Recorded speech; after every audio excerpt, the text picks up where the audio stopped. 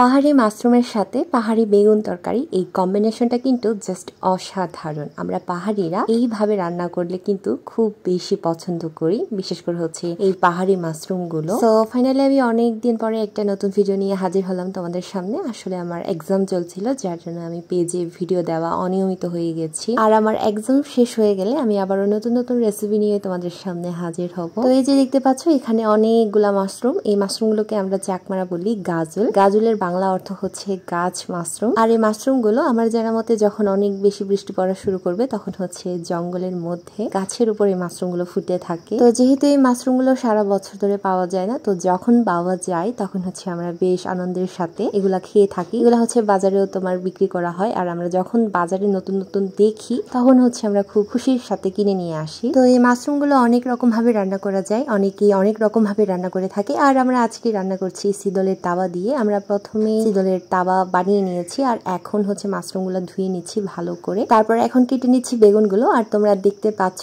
মা কিভাবে বেগুন গুলো কেটে নিচ্ছে। তো আজকে আমরা যেভাবে রান্না করছি সেভাবে রান্না করার জন্য লাগে হচ্ছে শুধুমাত্র সিদলের তাওয়া, তার উপরে হচ্ছে পরিমাণ মতো মরিচ, হলুদ, লবণ এগুলো দেওয়ার পরে যখন তাওয়াটা ফুটে যাবে তার উপরে আমরা এই যে দেখতে পাচ্ছ বেগুন গুলা দিয়ে দিয়েছি। তারপর এখানে বেগুন গুলা অনেকক্ষণ রান্না করার পরে মানে আধা সেদ্ধ হয়ে যাবে, তারপরে আমরা এখানে দিয়ে দিয়েছি মাশরুম গুলো। আমরা যখন এভাবে মাশরুমের সাথে বেগুন রান্না করি অথবা শুধু সিদলের তাওয়া দিয়ে বেগুন রান্না করি তখন হচ্ছে আমরা বেগুন গুলো সবুজ রাখতে পছন্দ করি, কারণ হচ্ছে বেগুন গুলা যখন সবুজ থাকবে তখন হচ্ছে দেখতে যতটা সুন্দর লাগে খেতেও কিন্তু খুবই ভালো হয়। আর এই মাশরুমের সাথে বেগুন তরকারিটা রান্না করার জন্য বেশি সময় লাগে না, জাস্ট অল্পতে হয়ে যায়। শুধুমাত্র সিদলের তাওয়াটা ফুটে গেলেই সেখানে আমরা যদি তরকারিগুলো দিয়ে দিই তখন হচ্ছে আমাদের তরকারিটা হয়ে যায়। তারপর তরকারিটা যখন একদম হয়ে আসবে তখন তরকারির ঘ্রাণটা আরো বেশি সুন্দর করার জন্য আমরা এখানে ইউজ করি সাবারাং পাতা। আর সাবারাং পাতা দেওয়ার পরে ভালো মতো নেড়ে দিয়ে আমরা চুলার আগুন থেকে নামিয়ে গরম গরম পরিবেশন করতে পারি এই মাশরুমের বেগুন তরকারিটা। আর এই তো কথা বলতে বলতে আমাদের তরকারিটাও হয়ে গেছে, আর এখন আমরা চুলার আগুন থেকে নামিয়ে নিয়েছি। তোমরা দেখতে পাচ্ছ এখানে বেগুনগুলা কিন্তু একদম সবুজই রয়ে গেছে। আর আমি তোমাদের একটু আগে বলেছিলাম তরকারিতে যখন বেগুনগুলা সবুজ থাকবে তখন হচ্ছে দেখতে বা খেতে